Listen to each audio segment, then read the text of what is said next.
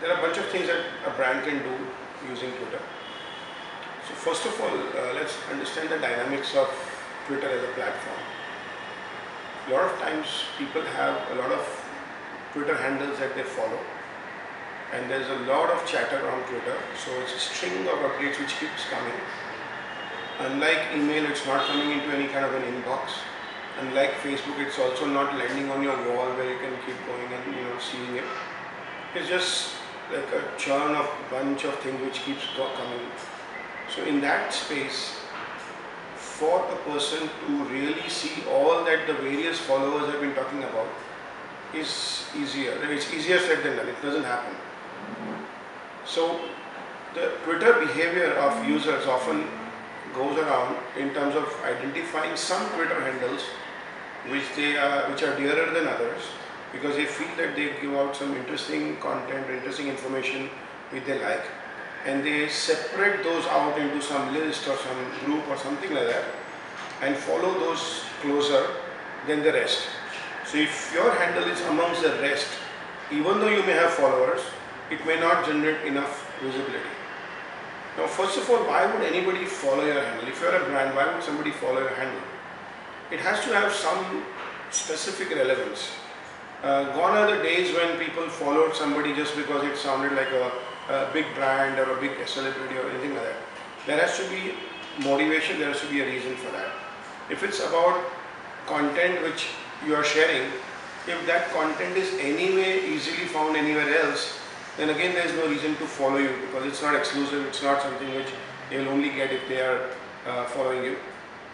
So usually the real interesting reason for somebody to follow is if you were to share something which is exclusive, which has a tendency of right here, right now, which is one of the reasons why news handles get followed a lot, news brands or news sites. So CNN would have a large number of followers because constantly they may be breaking news, and if I'm following CNN on Twitter, I may be getting that news earlier than through traditional channels.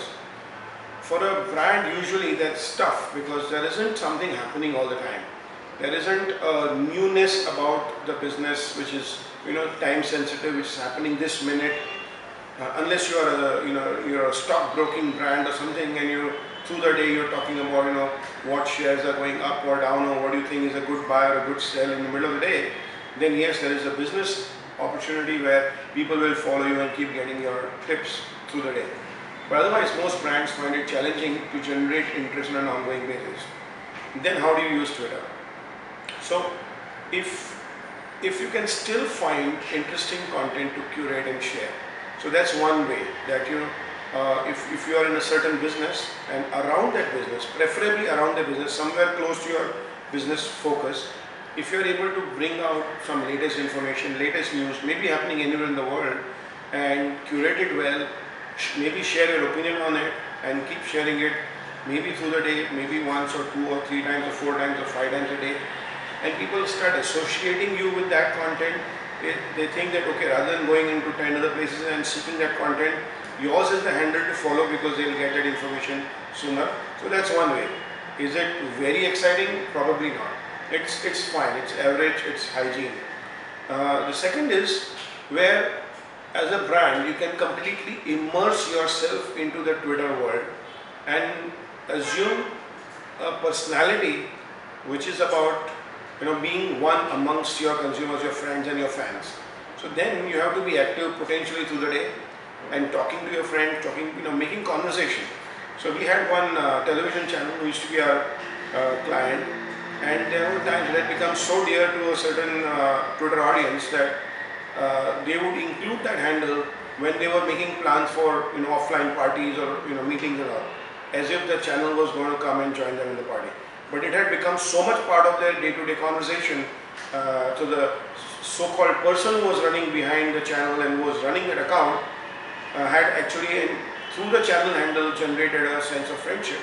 Now this is a very interesting space to get into, because then you personalize your brand.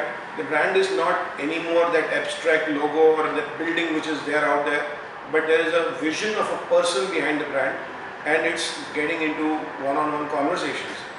It's a hard act to get across, because you first of all need to assume a certain personality, and that personality has to be connected to your brand persona outside. So if you are a stodgy old bank, suddenly you can't come on Twitter and become that friendly dude, because it's not that image which you otherwise have. So how do you carry that image of the brand persona also on Twitter? So it's tough act, but that's the second one. If you can swing it through, that's a very interesting space to be in. The third is of course opportunistically being present. Opportunistically being present is to do something when something is happening. So if it's a budget, and around the budget, if you're a bank and you have people who are well recognized, they are leaders in the industry and their views are known. So while the budget is being announced, if some of your leaders can be on Twitter on your handle and keep sharing their viewpoints, then it's a very, very interesting for the users and they'll follow you just for that. That's the third option. The fourth option is where you use it as a very pure sales tool or sales lead generation tool, which is how very famously Dell has used the Twitter handle. One of the Twitter handles. Dell has multiple Twitter handles, but one of the handles has been used very clearly with a sales opportunity. Where as you know, Dell was always it was never sold in stores. It was always through mail order and through catalog sales and things like that. So they had to have a way to get across to people with offers and promotions and coupons. They found Twitter to be a great way to give out coupon codes that right now, if you're buying this server, give this code and you can get a discount, you can get a free printer or whatever.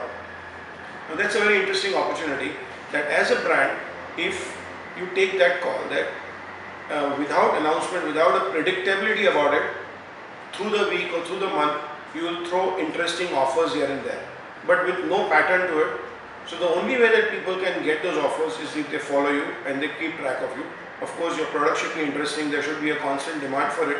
And if it is, then they will follow you just because they think that they might get a good deal every now and then.